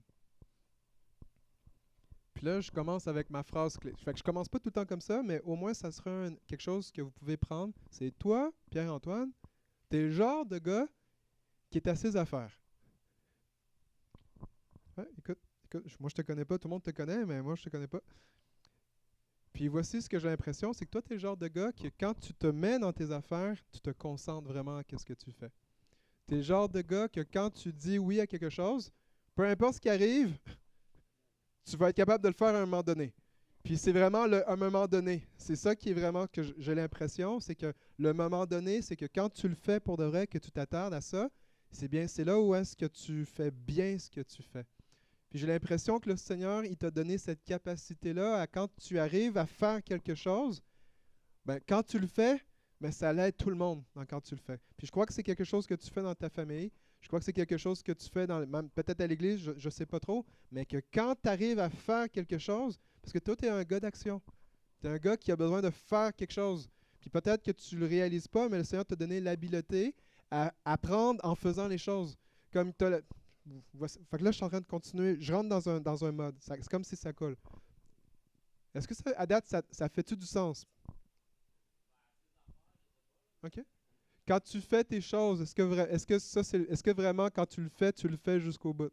C'est quelque chose que il y a des gens qui font des choses, mais ils ne le finissent pas. Toi, c'était vraiment, toi, tu le finis.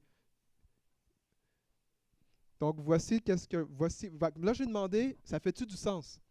Parce que je veux être sûr que je ne suis pas en train de dire n'importe quoi. Puis si je me trompe, je vais dire, écoute, je suis en train d'apprendre.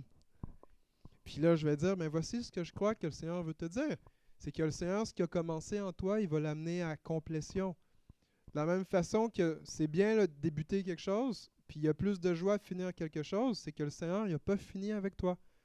Même tu peux voir ta vie, les gens peuvent voir ta vie, mais le Seigneur dit, c'est juste le début. Parce que la manière comment le Seigneur te voit, comment il te regarde, voici ce que j'ai l'impression pour toi, Pierre-Antoine, c'est que Dieu, il te voit comme étant la version finie. Et qu'il te voit comme étant ce gars-là, c'est un gars intègre. C'est un homme qui se tient debout pour ce qui est juste, pour ce qui est droit.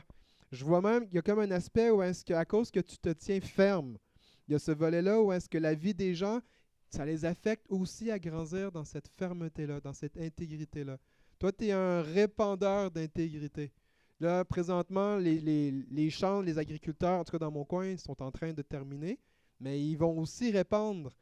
Ben c'est plate, là, mais c'est du fumier, mais c'est de l'engrais pour que quand c'est le temps que ça pousse, eh bien, ça va produire des meilleures récoltes pour l'année prochaine. Mais toi, tu es ce genre de gars-là.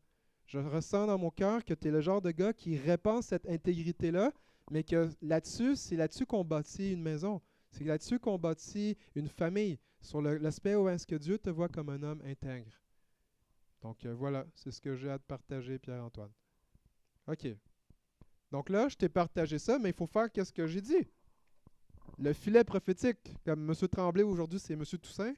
Fait que là, voici. Il faut se demander révélation. On veut voir c'est quoi la source du message. Donc, on dit Père, est-ce bien toi? Donc, dans ce que j'ai dit, c'est-tu biblique? Est-ce que c'est biblique? Qu'est-ce que j'ai pu... Je ne vous parle pas d'une référence, mais juste à main levée comme ça, vous avez entendu qu'est-ce qui a été dit? Est-ce qu'il y a des passages dans la Bible qui viennent comme... il me semble que c'est biblique, quelque chose comme ça. À main levée, juste dites-le. Oui, toi? L'intégrité, c'est quelque chose de biblique. Quelqu'un d'autre? L'encouragement. Quelqu'un d'autre? Toi, en arrière? Ouais, la fidélité, la fermeté. Il y a des passages qui disent que Dieu veut que nos jambes deviennent fermes. Tu sais, dans Hébreux 12, que notre marche, nos jambes ne soient pas toutes molles ou qui s'enfargent, mais qu'on devienne ferme dans notre marche. Donc oui, un volet de ça. Oui, ce que Dieu a commencé, il va le terminer, il va le compléter. J'ai vu madame ici? J'ai vu votre... Oui? Fin d'une saison. Oui, c'est réel. Dieu est Dieu est le Dieu des commencements et aussi des complétions, des finitions. Pierre-Antoine? De répandre autour de nous. Oui. Ça parle de l'aspect où est-ce que notre vie, Dieu ça nous appelle à être une lumière pour briller, parce qu'en faisant le bien qu'on fait, les gens vont voir le bien qu'on fait pour notre Père et ils vont rendre gloire à Dieu. Puis voici qu'est-ce qui est conditionnel à qu'est-ce que je t'ai partagé, c'est le fait que tu poursuives Jésus. Il y a ce volet-là où est-ce que je veux t'encourager à ça, Pierre-Antoine. La portion où est-ce que le plus que tu réalises à quel point Jésus, il est intègre, eh bien, ça va être ton accélération pour que tu découvres qui tu es vraiment. Donc, après avoir fait le test, ça serait de dire, est-ce qu'une parole comme ça fait que je me rapproche de Dieu ou je m'éloigne de Dieu? Tu te rapproches. Est-ce que le fait de parler de ce qu'on a dit, est-ce que ça fait dépendre Pierre-Antoine plus de Dieu ou il faut qu'il dépende plus de lui-même pour ça? Dépendre de Dieu. Yes. Est-ce qu'il a besoin de l'aide de Dieu pour que ça s'accomplisse ou il peut le faire par lui-même? Good. Donc là, juste en ayant répondu ça, j'ai assez d'évidence pour dire hors de tout doute raisonnable, peut-être à 80-70%, je pense que la source, c'est Dieu. Là, je peux passer à la deuxième volet. Interprétation. Qu'est-ce que ça signifie? Y a-t-il des images qui semblaient comme confuses? Comme, il a partagé, répandre le fumier pour que ça puisse produire du fruit par après. Ben, ça veut dire quoi, ça? Ça veut-tu dire que là, Dieu veut que Pierre-Antoine devienne agriculteur? Mais là, on a vu une image, le gars il a vu une image. Non, vous savez. Donc, quelqu'un aurait pu dire, ah, Dieu veut que j'aille travailler dans l'agriculture maintenant. Non, c'est pas ça le but. Le but, c'est qu'est-ce que ça signifie. Donc, des fois, c'est juste symbolique, des fois, c'est littéral. Mais dans ce cas-ci, Dieu ne parlait pas d'un changement de job. Dieu parlait de l'effet que sa vie avec le Seigneur, comment ça se répand autour de lui pour le bien-être des autres. Quelqu'un aurait pu prendre ça littéral pour dire, ça y est, je m'en vais m'acheter un tracteur à 100 000 $, puis je vais... Ben, c'est ça. Fait que c'est pour ça que tu voulais être sûr, qu'est-ce que ça veut dire? Application. Qu'est-ce qu'on fait avec ça? Comme Pierre-Antoine, qu'est-ce qu'on ferait avec ça? Ben, tu pourrais prier là-dessus. Tu pourrais dire, waouh, Seigneur, tu me vois comme ça. Dans le fond, ça pourrait te dire, ben, Seigneur, tu me vois comme ça? Aide-moi à me voir comme ça. Qu'est-ce que pourrait dire? Quelle autre application? Le voir comme Nathanaël dans la Bible? Ouais. Comme un homme intègre. Comme quand Jésus a vu Nathanaël.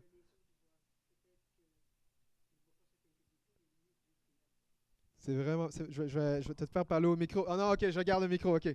Donc, qu'est-ce qui a été partagé? C'est que quand Jésus a rencontré dans Jean 1 ou Jean 2, Nathanaël. Puis Nathanaël avait prié Dieu sous un arbre fruitier, puis il dit, on a trouvé le Messie. Son ami l'amène, je pense que c'est Philippe qui l'amène à Jésus. Puis là, Jésus voit Nathanaël, il dit, waouh, voici un homme intègre parmi tous les Israélites. Puis là, Nathanaël, il fait, hein, comment ça, tu sais ça? Tu me connais? Dans le fond, c'est ça le volet. Lui, peut-être que les gens ne le voyaient pas comme ça. Mais la prophétie, c'est de dire comment Jésus voit la personne. Comme, vous connaissez Pierre-Antoine? Je ne connais pas. Mais le but, c'est que la Bible nous dit on n'est pas supposé se connaître par la chair, mais par l'esprit. Dans 2 Corinthiens, chapitre 4-5, ça parle de ça. Avant, on connaissait Jésus selon l'homme, mais maintenant, on le connaît par l'esprit. C'est pour ça qu'on est supposé se voir les uns les autres, comment Dieu nous voit, et pas selon comment on expérimente les autres. Parce que le but de la prophétie, ça va générer l'amour les uns vers les autres. Ça va générer l'encouragement. Donc, quand je dis c'est un homme intègre, écoutez, Jésus, il le voit d'une manière que peut-être que je crois que vous le voyez comme ça, mais le fait d'entendre le Seigneur le voit comme ça, c'est que la parole prophétique, Elle contient la grâce de Dieu pour nous faire devenir. Qu'est-ce que Dieu dit par rapport à nous? Ça, c'est un autre enseignement. Je ne rentrerai pas là. OK. Une autre personne qui aurait besoin d'encouragement. Vous êtes découragé de la vie. Et là, puis voici, je parle comme ça. Ah, toi? Toi aussi? Hey, là, attends, je vais voir, il est quelle heure? Il est 7h43. Je vais vous faire pratiquer. Hey! OK, je vais le faire. Comment tu t'appelles? Adam? Adam comme Adam? Adam. OK, Adam. OK, Seigneur. Donc là, je dis, Seigneur, on est là pour bénir Adam. Dis-nous, Jésus, qu'est-ce que tu penses de Adam?